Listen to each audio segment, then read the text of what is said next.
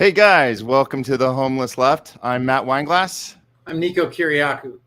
And the Homeless Left is a place where political castaways can gather around core principles and common sense. And we want to reiterate to you guys why we're here, why we're doing this, and we want you to feel part of this community as we continue to grow. We welcome anyone who is feeling uneasy about the state of politics, our society, especially in the last 3 years, and feels pushback every time you try to ask a question or you get told to be quiet and get back in line.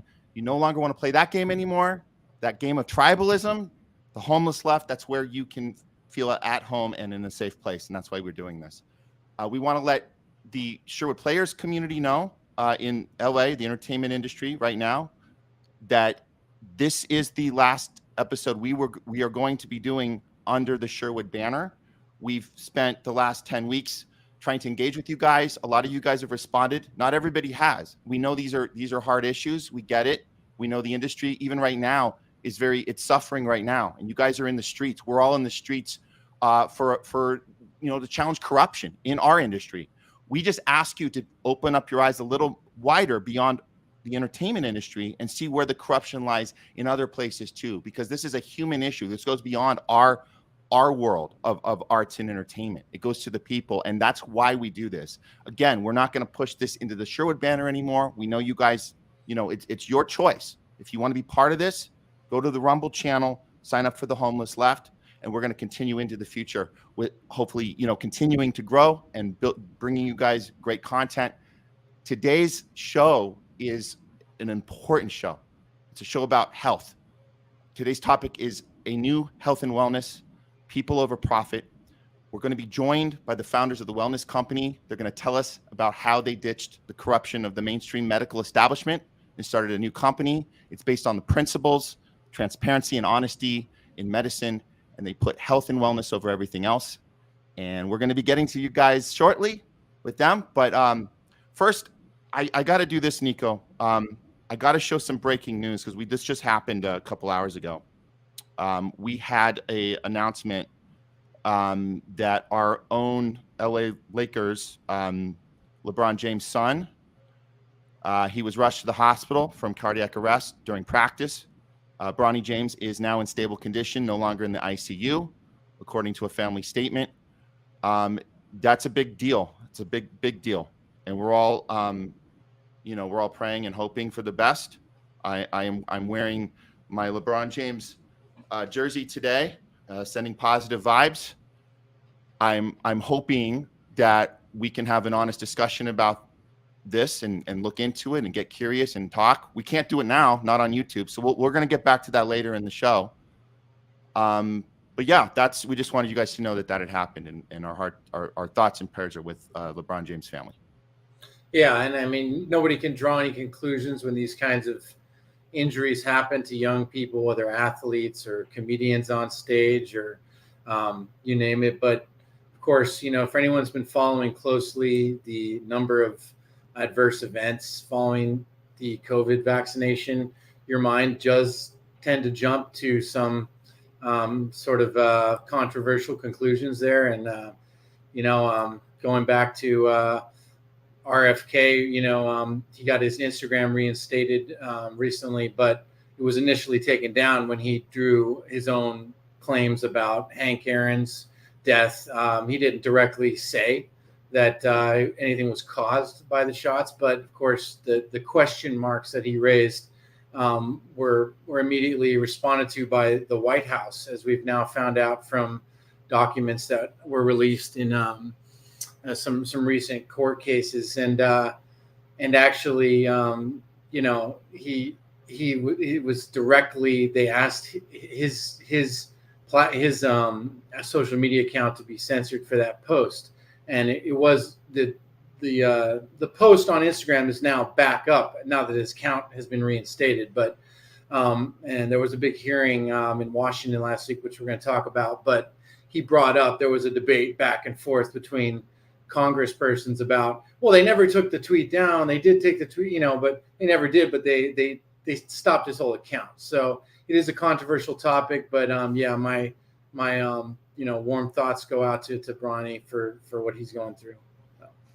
Yeah, absolutely, Niko. So Are we ready for RFK Jr. update? Let's do it. Let's do it. Okay, let's do it.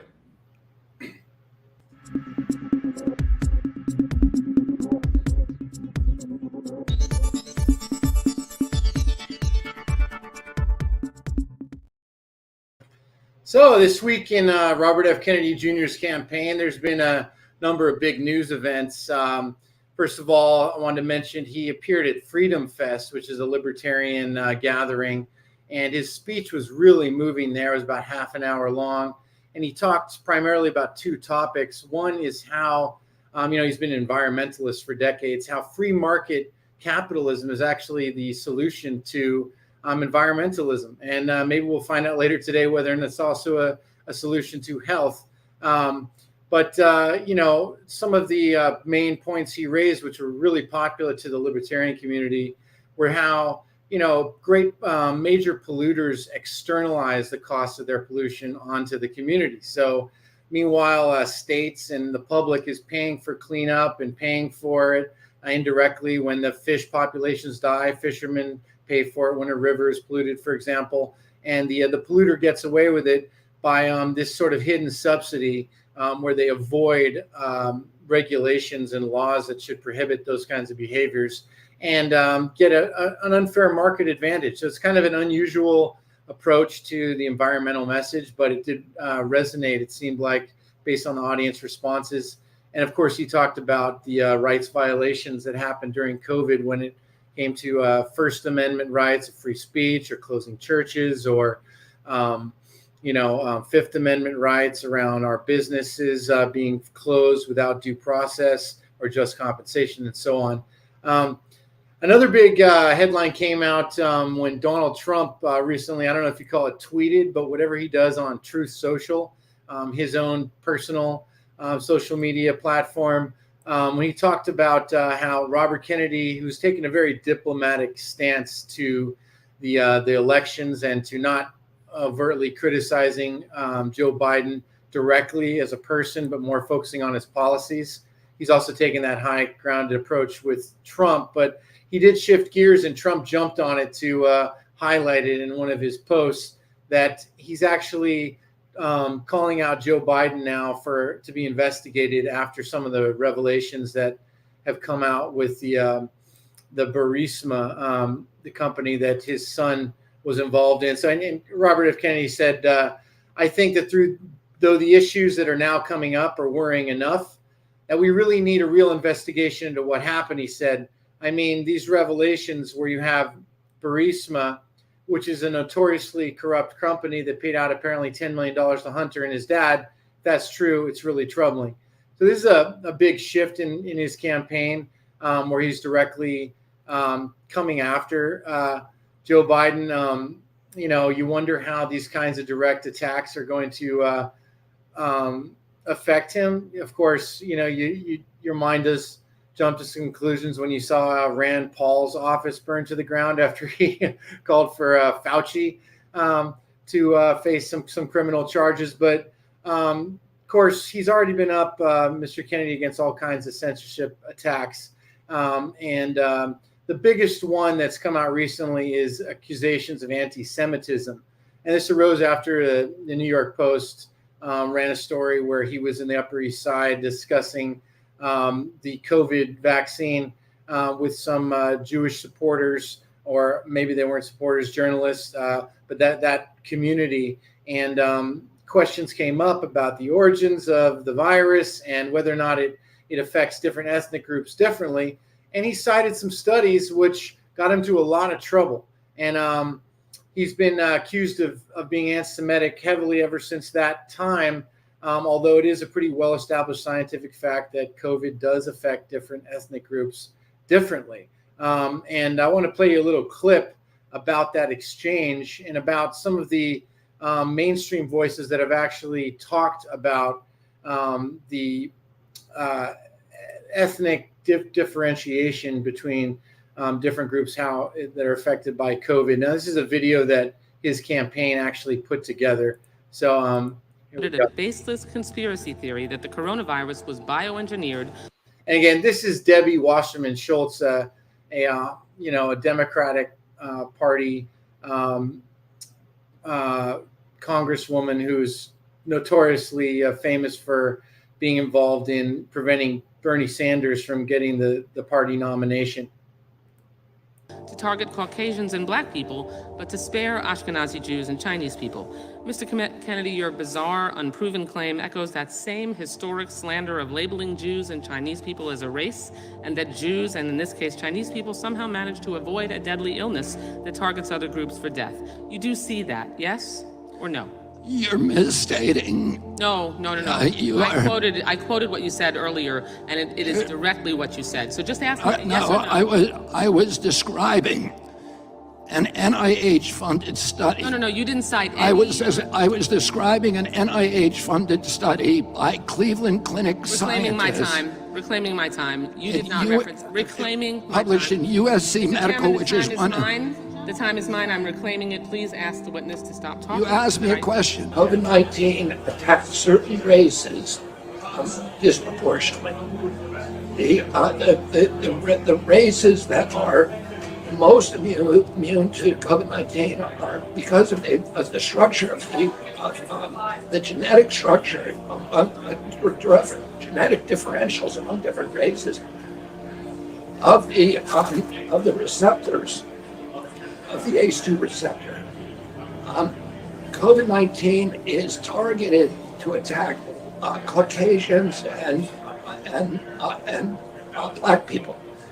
The people who are most immune are Ashkenazi Jews and Chinese. No doubt the COVID-19 pandemic has affected African Americans very differently than other races. Doctors have noticed a worrying trend. Many of the patients are people of color, specifically African Americans. African Americans represent 41% of COVID-19 deaths.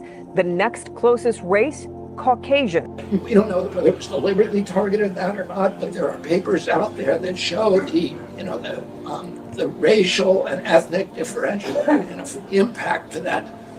We do know that the Chinese are spending hundreds of millions of dollars developing ethnic bioweapons, and we are developing ethnic bioweapons. That's what all those labs in the Ukraine are about. They're collecting Russian DNA, they're collecting Chinese DNA, so that we can target people by race. There are now weapons under development and developed that are designed to target specific people.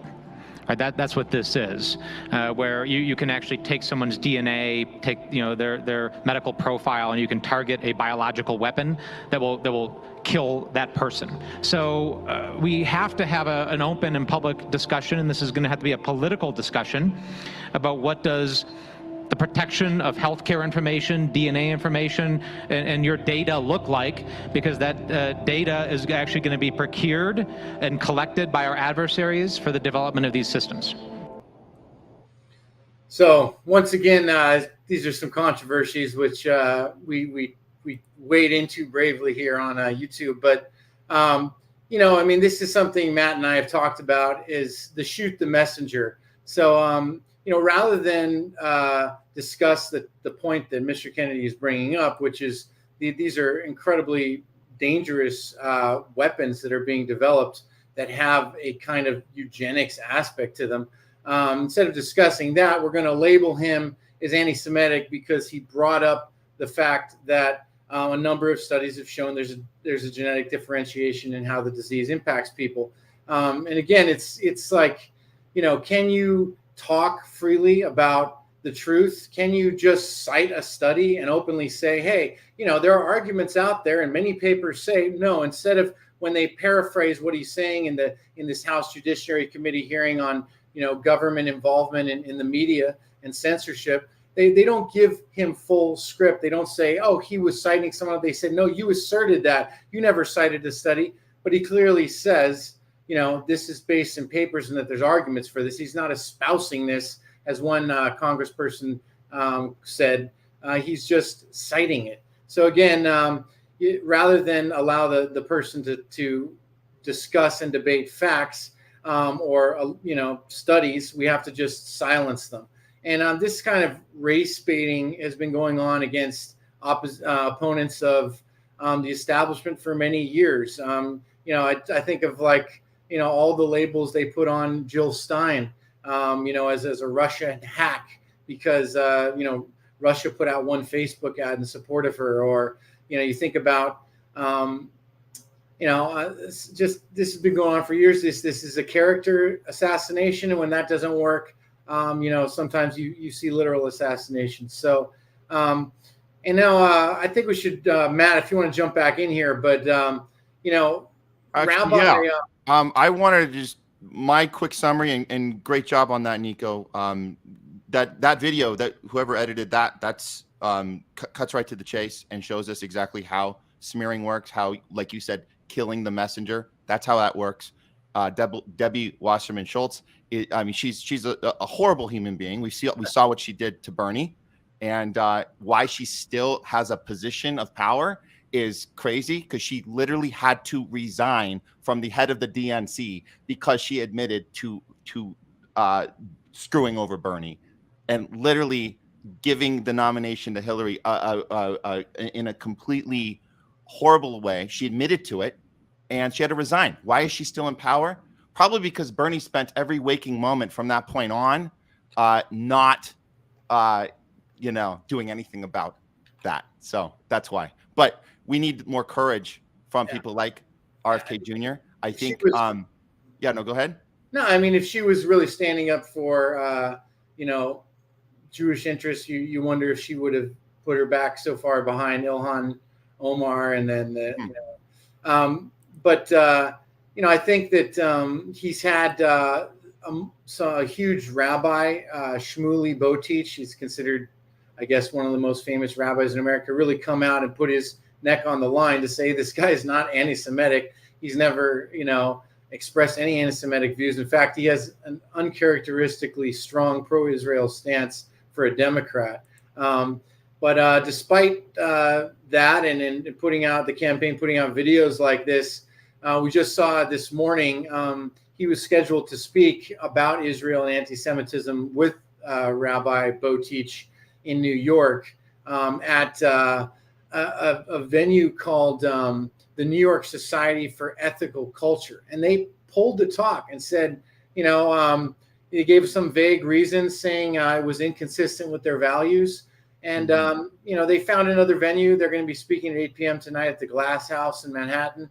But, it's interesting because that center is known as one of the places where Oppenheimer came up, the inventor of the atom bomb. And then there's this huge film out right now about him, right?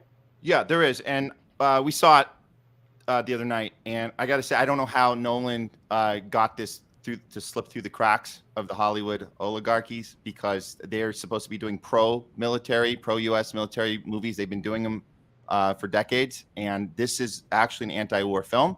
It goes into everything you just shared, Niko. It talks about how smearing works, how running a disinformation campaign works, and why you will, the people that get targeted for that are anti-war. Anybody challenging the military-industrial complex are the first they take down, and they have a very specific way they do that. I recommend everybody see Oppenheimer. Again, I don't know how Nolan got this by them, but this will inform us about what's happening right now.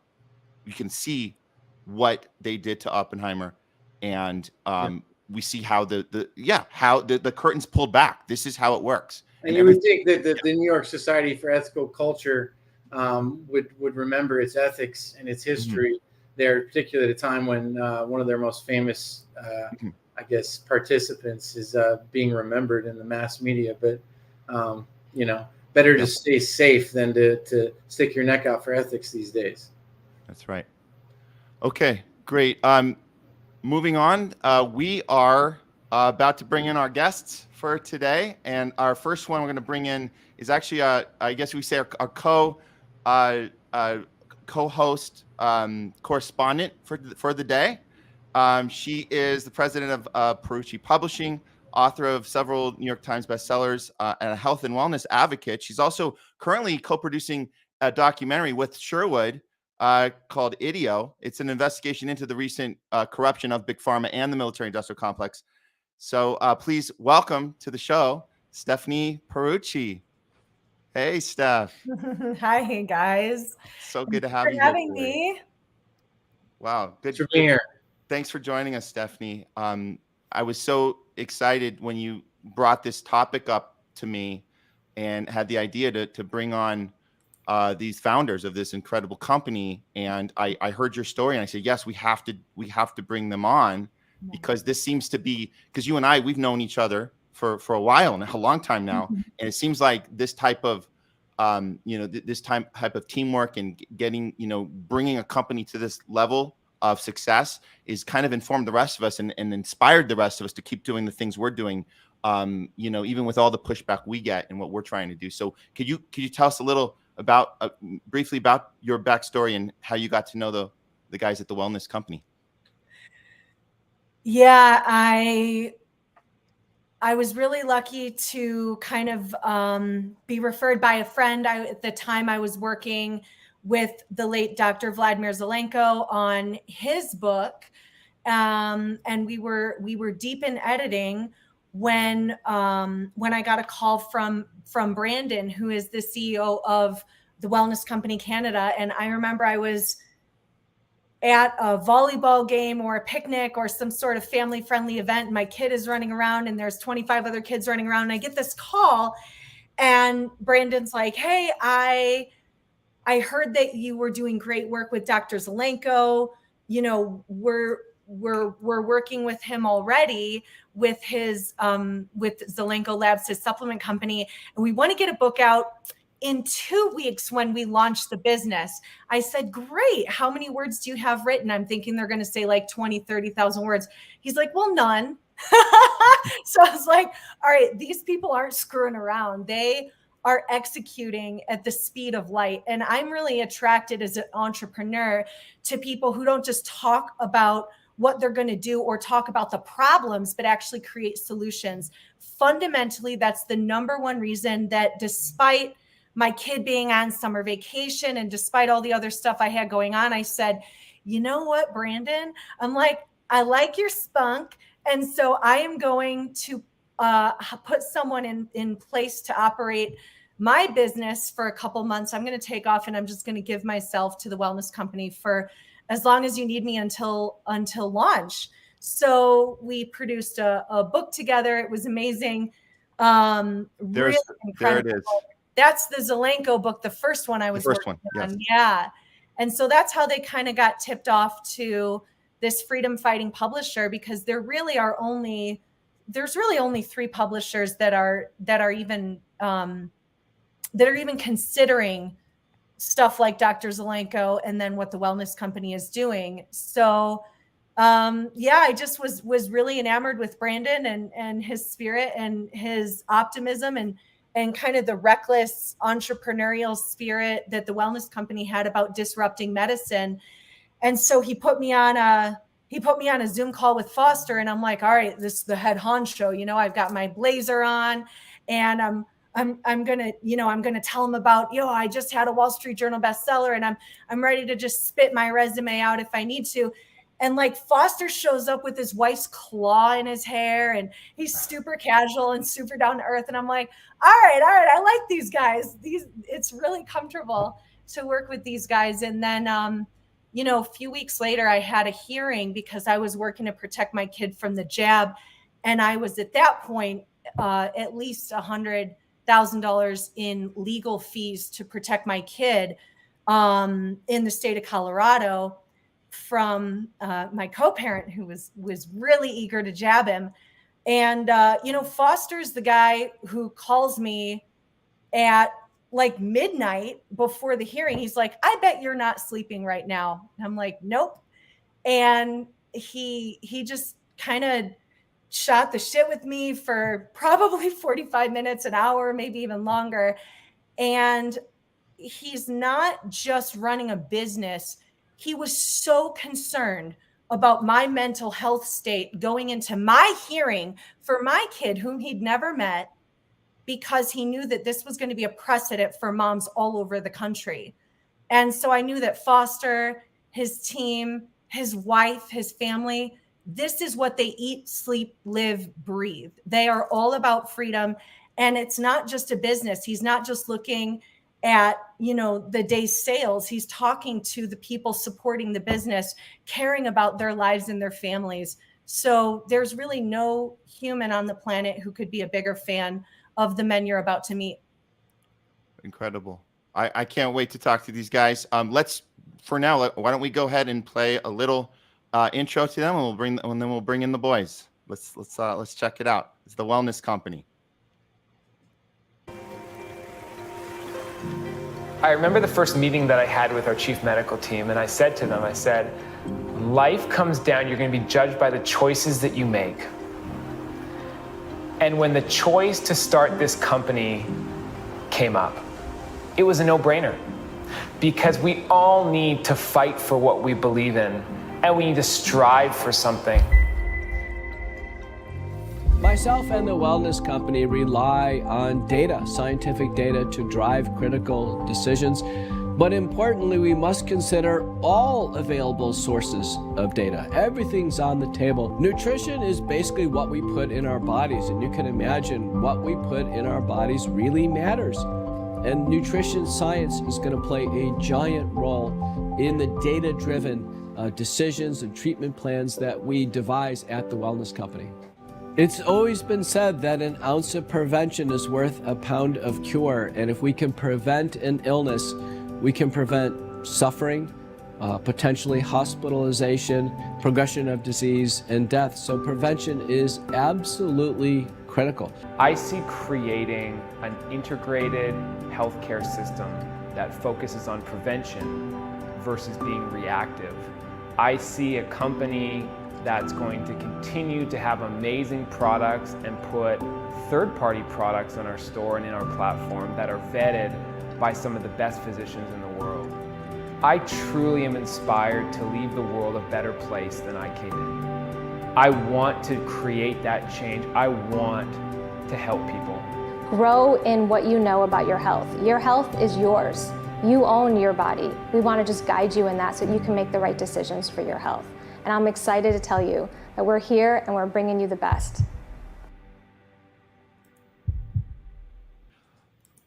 Please welcome to the show the founders and CEOs of the Wellness Company, Foster Coulson, Brandon Kuemper, and Peter Gillooly. Welcome to the show, gentlemen. Let's get you all in here. Hello. Hey, Thanks guys. for having us. Absolutely. Thanks for coming. Good afternoon.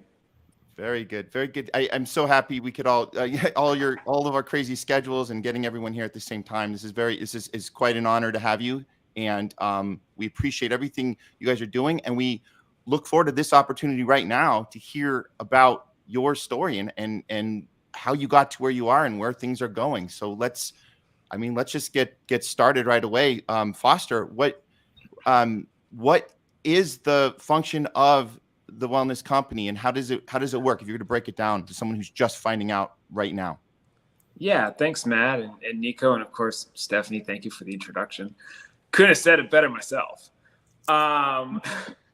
So, when COVID happened, I think we all go through a period of time where we question what we want to do and what we want to be in our lives. And for me, I got to know a lot of these amazing physicians, and I watched their courage and I watched their strength, and I knew it was something that was calling towards me to be a part of.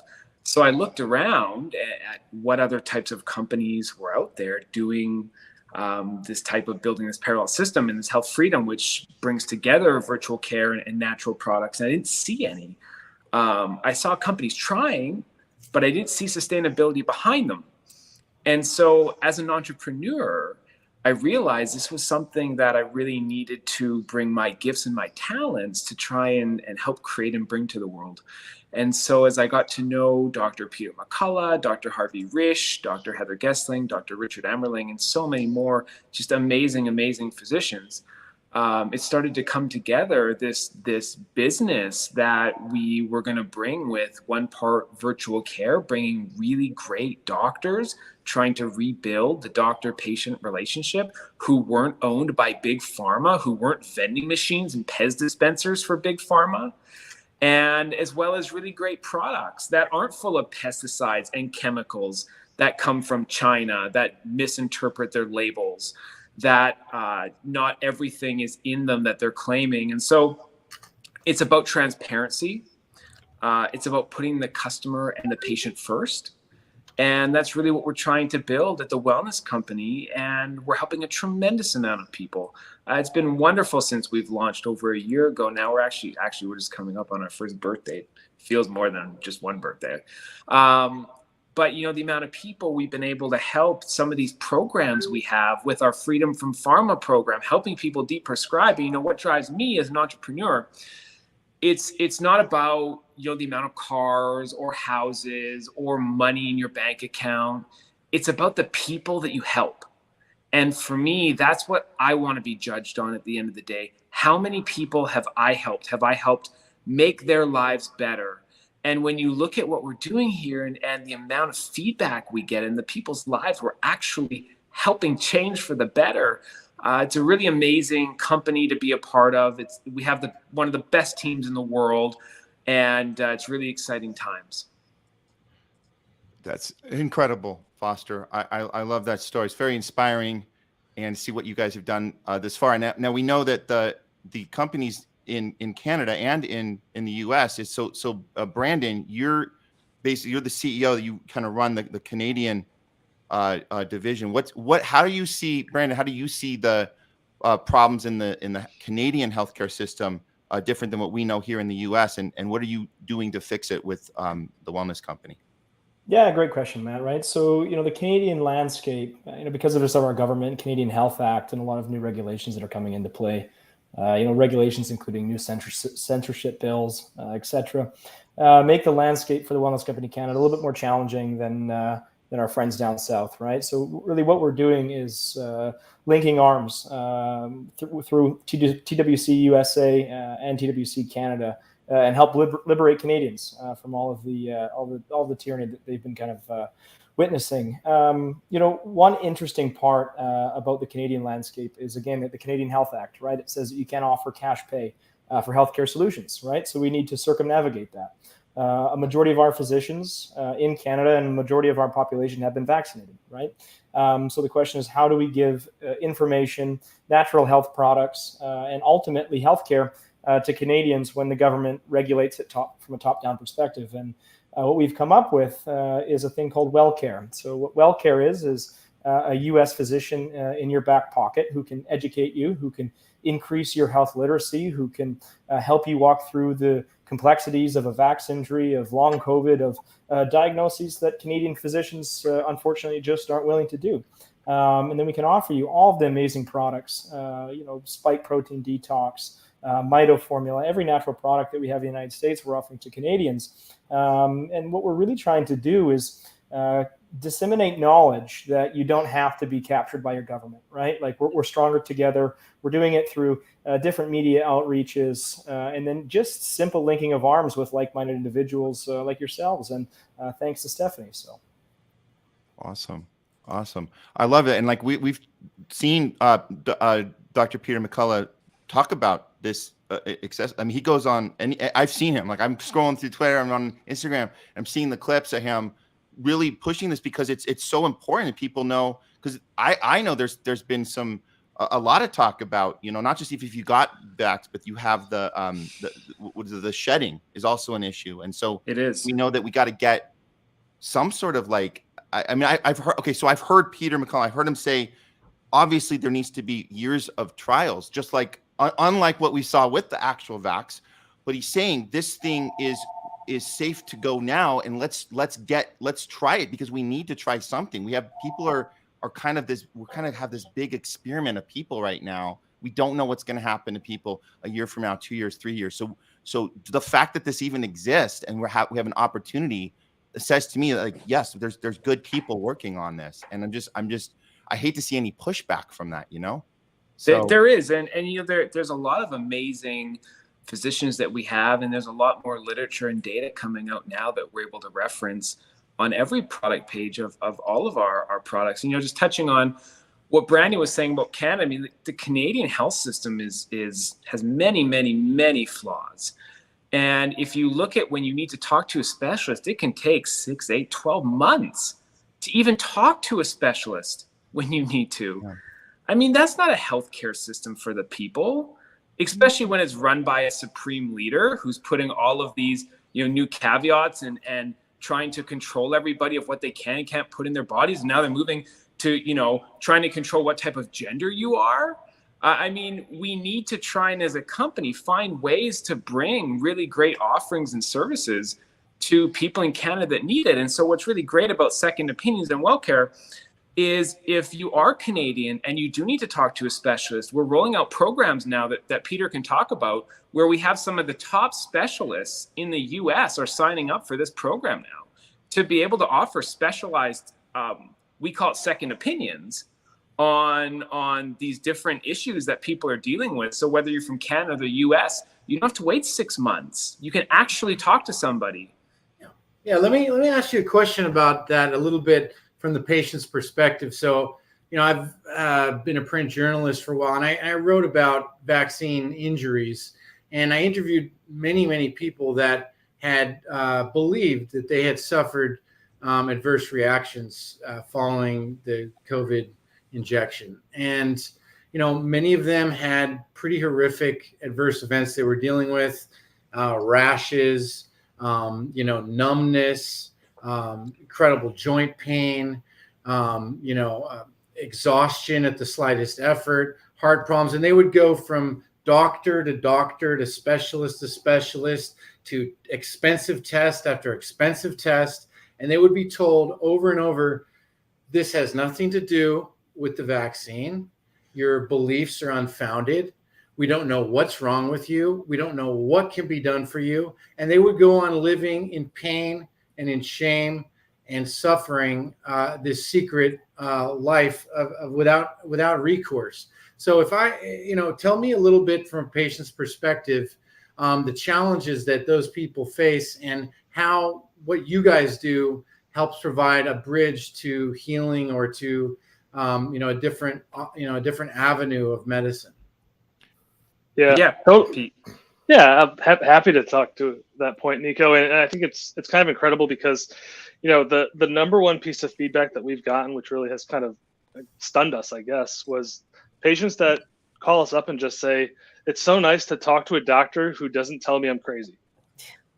Imagine that in this day and age. It's really, really sad. But fortunately at the Wellness Company, we have seen long COVID and vaccine injured patients every single day, and we've had amazing results. There is no cookie cutter approach. As you just kind of mentioned, Niko, the ways that these syndromes can manifest themselves vary widely. Everybody can experience one of these conditions very, very differently. So it's very important that you don't try to have a cookie cutter kind of traditional medicine stamp out the protocol type approach to each patient. You need to look at each individual as a unique case. You need to have them tested with a wide variety of labs to properly diagnose how COVID or the vaccine has affected their bodies or their organs, and then develop a tailored treatment plan based on those lab results.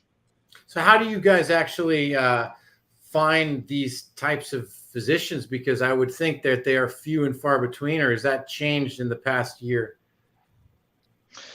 It's an interesting question. I think like us at the Wellness Company, there is a large and ever-growing population of doctors out there who have gotten disillusioned with the medical system. They've seen it be taken captive by insurance companies and the government and the pharmaceutical companies. And they work for the patient at the end of the day, and they recognize that. And we've actively sought out mid-level and high-level providers that are willing to take that plunge and kind of get rid of the nice insurance gravy train that they might have got at the hospital and actually go back to the roots of care. And they've joined us, and they're happy as can be. And it's just to touch on that a little bit more, Peter. We have the doctors that chose courage because they had the courage to challenge what they were being told by the government health regulators. And those are the types of doctors that really earn the right to be able to provide treatment, I believe, in my mind. To your earlier point, Niko, one of the most horrific things that actually physically pains me, that I know people around me who had their kids vaccinated, and now their kids are having health problems, and the physicians and the specialists are refusing to accept that it could be the vaccine, so they're not giving them the proper type of treatment. How do you deal with that, right? You know, who deals with that? Now you have a child who's suffering, who never had a chance, and all they want is to try and feel better. And the physicians that call themselves specialists, that have taken an oath to protect you and to try and give you the best health advice and care possible, are refusing to challenge the narrative they're being told. Those are real problems. That's what we're trying to fight. I think that what you hit it on the head, Foster, because this is, I know this is in the back of a lot of people's minds. They don't know how to put it into words, but there is certainly this just at the very least a nervousness, an unsettled feeling of even going to talk to the doctor about anything, let alone if your kids aren't doing well after the shot. But just how do you even have an honest conversation about anything? If your doctor hasn't looked you in the eye and said, you know, we might have gotten something wrong here. We might have gotten that wrong. And if they haven't done that, how can we have an honest conversation about anything at all, let alone a possible vax injury? And we say possible because how are we supposed to know anything if you're stopping the conversation before it even starts? So agreed. Yeah. So what do we do about that? I guess. And you know, the problem is, Matt, you know we can't be everywhere to help everybody. And that's where, again, we look at bringing in these specialists as more of a second opinion, and even other physicians as a second opinion. So I encourage everybody, challenge everything your doctor is telling you, right? I can go into a doctor today and I can say, hey, I'm having trouble sleeping. You'll be like, oh, do you want some sleeping drugs? Right? Because all they are is trained by big pharma as big giant Pez dispensers and vending machines for them. So, I mean, as we try and re-establish with our physicians, how are they going to treat people? How do you approach a problem, a situation, to give the patient the best chance, the best result to recover, to feel better again? It's not just about opening up big pharma's medicine cabinet. And I think that's one of the biggest concerns and biggest issues we have, especially in the US and Canada, is continually finding physicians that, again, are not going to be controlled by a narrative they're being told with no real data behind them. It really blows your mind when you kind of are outside the medical establishment and you're like, you know, the person looking in, like peeking over the edge, and you see these people and they're just refusing to acknowledge that maybe there's an issue. Maybe the vaccine isn't the best thing ever. And I think a lot of us, you know, at least from my perspective, you know, when I think of a doctor, I think, okay, well, I'll pull up Google Maps and find who's within 50 miles, and then I'll call and try and get an appointment if I have the right insurance. And then I'll wait a month or two for that appointment. And then I'll go in there and find out that I don't agree with anything they have to say. And you're talking about getting a national and even an international network of telecare so that it overcomes that locality hurdle, right? We do. So we have national coverage now. We have many physicians in every single state providing coverage. And for us, it's that next step. It's about bringing virtual and physical together. And that's why we're so focused as a company now on rolling out wellness company clinics and centers, because there has to be a place where people can go where they have a level of confidence that they're talking to somebody who is awake enough to be able to give them and diagnose them the correct way. Yeah. And I think that's really a big focus of our company now. And that's why it's so important with the customers and the patients that we do have, the support we are getting today. Every penny goes back into this company to build it into something better, bigger, that can make a difference at a scale. Well, let me ask you a couple, Matt, if I can bore into a couple of questions. My two big questions, I guess, would be, you know, one, like we were saying, how do you really know what's going on with you? And whether is it long call, or is it, you know, an injury, or is it something else?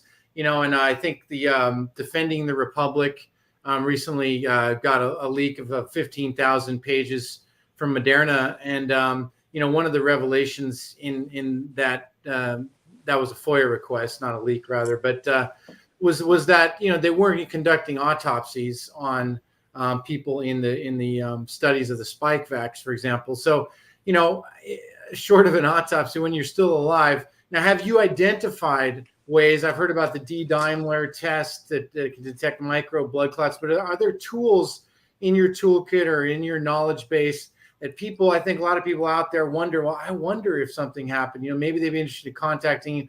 Can you help people identify affirmatively what might be the source of the symptoms in terms of if they're vaccine or COVID? Are there ways, long haul, are there ways to determine that, A? And then B, if you could just talk about, you know, are there solutions out there that your average doctor doesn't know about that people can get access to, who do in fact confirm that they have that the causes of their difficulties are related to COVID or the injections? Totally. Yeah, I'm happy to take that one. So, you know, full disclosure, none of us are doctors, and we don't play them on TV either.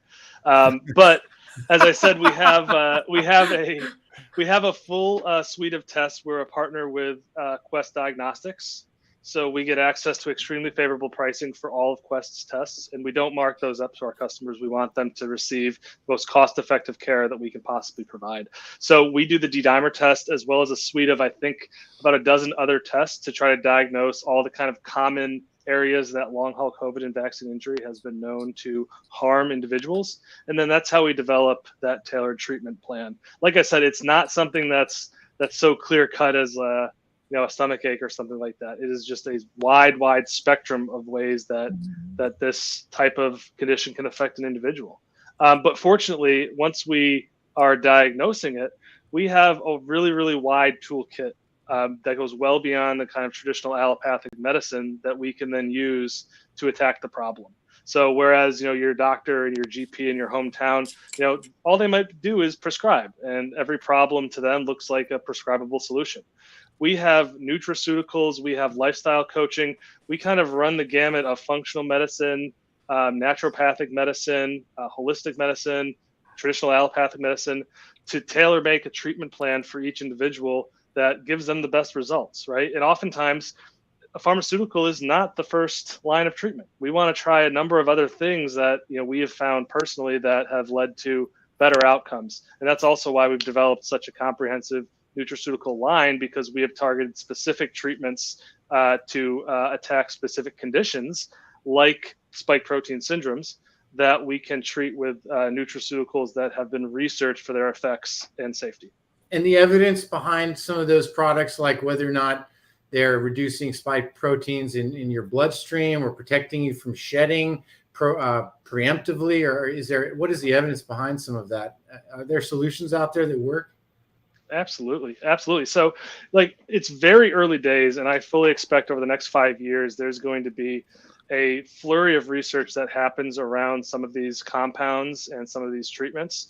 However, what we do know now is that in vitro, some ingredients within our spike support formula, namely nattokinase and dandelion root, have been shown to block spike protein ability to attach to the ACE inhibitors on the cells, as well as dissolve spike protein in vitro because it's a proteolytic enzyme. So that alone has, done a lot for many patients out there, and we get feedback all day long about how much better people feel after several months of being on daily spike support that have felt previously off because they had COVID.